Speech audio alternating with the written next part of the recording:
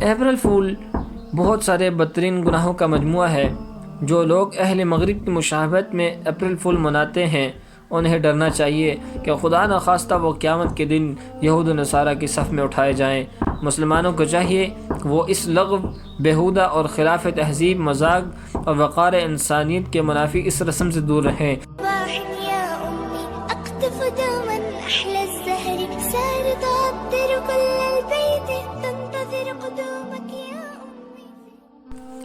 السلام علیکم ورحمۃ اللہ وبرکاتہ۔ امید ہے آپ سب خیریت سے ہوں گے۔ اللہ رب العزت آپ تمام کو صحت کاملہ عاجلہ مستقلہ نصیب فرمائے۔ آج کا دن 1 اپریل کہلاتا ہے۔ ہمارے معاشرے میں یہود و نصارہ کے جو رسومات رائج ہوتی چلی جا رہی ہیں ان میں سے ایک رسم اپریل فول منانے کی رسم بھی ہے۔ اس رسم کے تحت 1 اپریل کو جھوٹ بول کر کسی کو دھوکہ دینا، مذاق کے نام پر بیوقوف بنانا اور اذیت دینا نہ صرف جائز سمجھا جاتا ہے بلکہ اسے ایک عظیم کمال تصور کیا جاتا ہے۔ جو شخص جتنی صفائی اور چالاکی سے دوسروں کو جتنا بڑا دھوکہ دے اتنا ہی اس کو ذہین، قابل تعریف اور 1 اپریل کی تاریخ سے صحیح فائدہ اٹھانے والا سمجھا جاتا ہے۔ یہ رسم اخلاقی، شرعی اور تاریخی ہر اعتبار سے خلاف مروت، خلاف تہذیب اور انتہائی شرمناک ہے اور عقل و نقل کے بھی خلاف ہے۔ اس رسم بد کی 2 حیثیتیں ہیں، نمبر 1 تاریخی اور نمبر 2 شرعی۔ تو چلیں ہم پہلے تاریخی حیثیت کی طرف نظر ڈالتے ہیں۔ اس رسم کی ابتدا کیسے ہوئی؟ اس بارے میں مورخین کے بیانات مختلف ہیں۔ نمبر 1 انسائکلوپیڈیا آف برٹانیکا میں اس رسم کی ایک اور وجہ بیان کی گئی ہے کہ 21 مارچ سے موسم میں تبدیلیاں آنی شروع ہو جاتی ہیں۔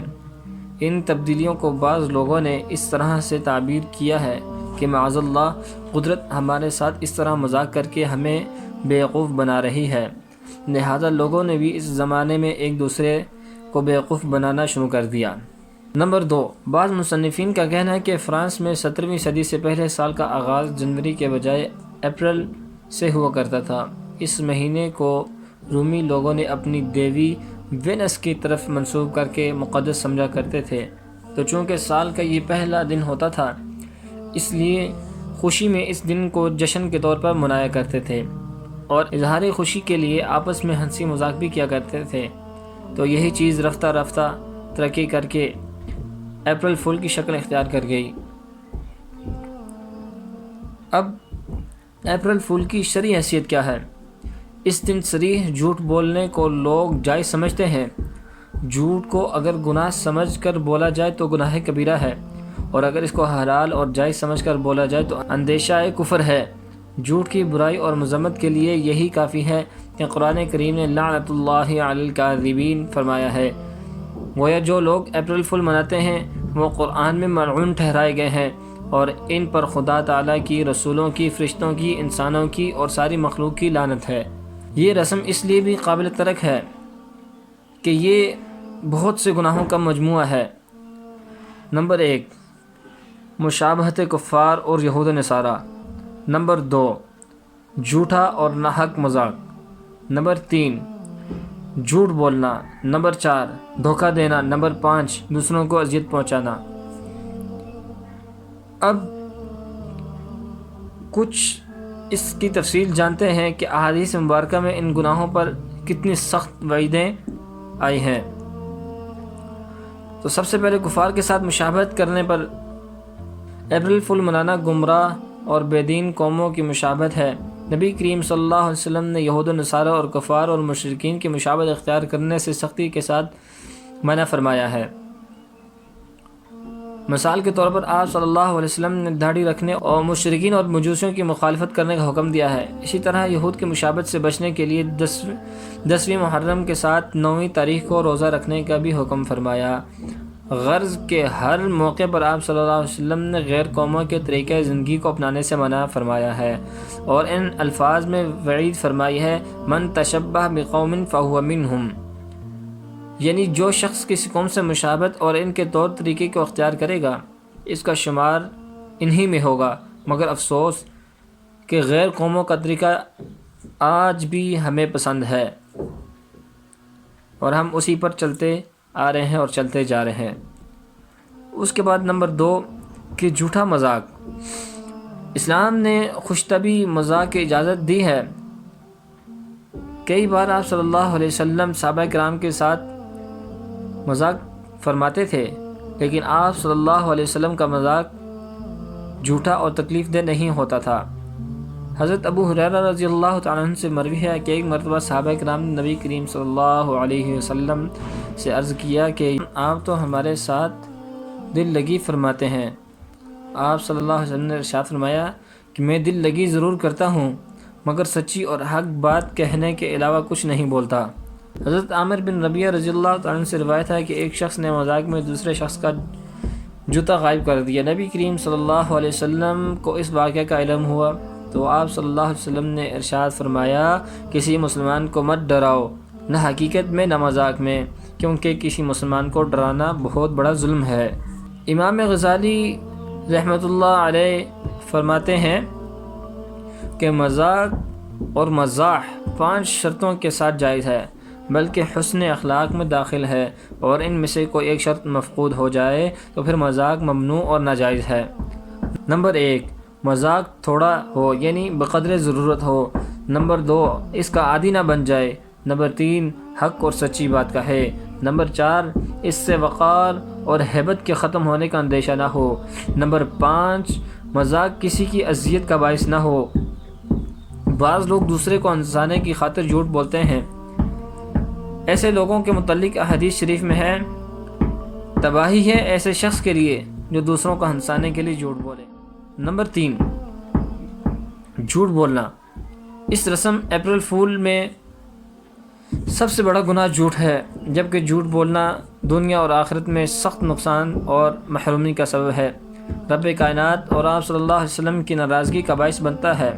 قرآن کریم میں جھوٹ بولنے والوں پر لعنت کی گئی ہے۔ ارشاد مبارک ہے فَنَجْعَلْ لَعْنَةَ اللَّهِ عَلَى الْكَاذِبِينَ، پس لعنت کریں اللہ تعالیٰ کی ان لوگوں پر جو کہ جھوٹے ہیں۔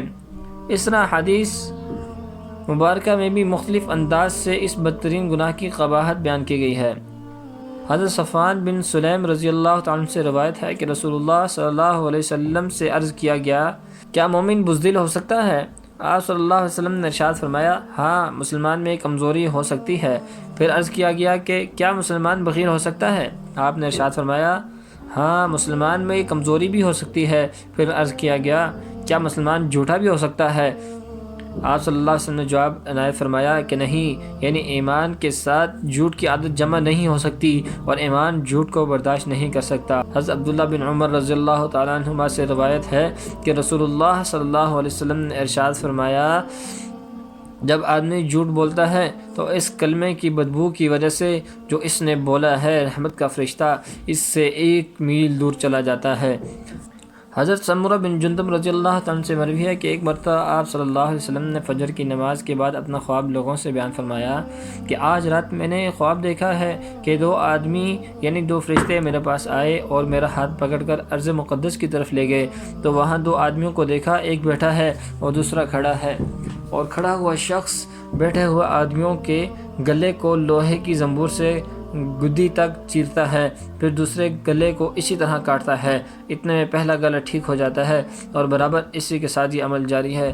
میرے پوچھنے پر انہوں نے بتایا کہ بہرحال وہ شخص جس کو آپ نے دیکھا کہ اس کے گلے چیرے جا رہے ہیں وہ ایسا بڑا جھوٹا ہے جس نے ایسا جھوٹ بولا کہ وہ اس سے نقل ہو کر دنیا جہاں میں پہنچ گیا، لہذا اس کے ساتھ قیامت تک یہی معاملہ کیا جاتا رہے گا۔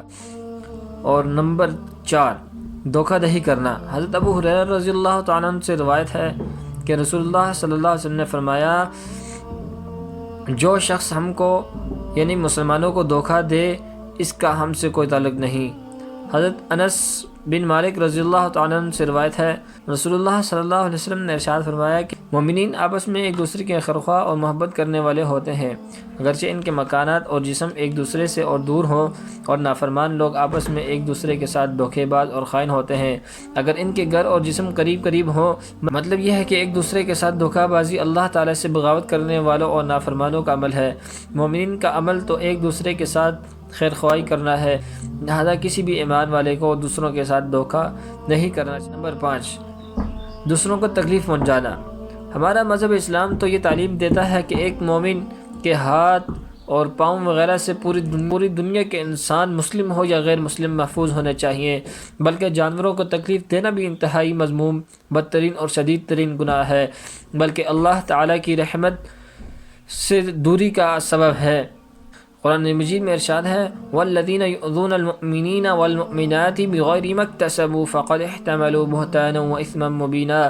بے شک جو لوگ ناحق ایذا پہنچاتے ہیں مومن مردوں اور عورتوں کو، انہوں نے بہتان اور بڑا گناہ اٹھایا۔ ابوبکر صدیق رضی اللہ تعالیٰ عنہ سے روایت ہے کہ نبی کریم صلی اللہ علیہ وسلم نے ارشاد فرمایا، وہ شخص اللہ تعالیٰ کی رحمت سے دور ہے جو کسی مومن کو نقصان پہنچائے یا اس کے ساتھ جال بازی کا معاملہ کرے۔ اپریل فول بہت سارے بدترین گناہوں کا مجموعہ ہے۔ جو لوگ اہل مغرب کی مشابہت میں اپریل فول مناتے ہیں انہیں ڈرنا چاہیے کہ خدا نخواستہ وہ قیامت کے دن یہود و نصارہ کی صف میں اٹھائے جائیں۔ مسلمانوں کو چاہیے کہ وہ اس لغو، بیہودہ اور خلاف تہذیب، مذاق اور وقار انسانیت کے منافی اس رسم سے دور رہیں۔ یہی اسلام کا مطالبہ بھی ہے اور یہی عقل و خرد کا تقاضا بھی ہے۔ اللہ تعالیٰ تمام مسلمانوں کو اس طرح کی تمام برائیوں سے، رسومات سے محفوظ فرمائے اور دین کو صحیح طور پر سمجھنے کے لیے توفیق عطا فرمائے۔ آمین یا رب العالمین۔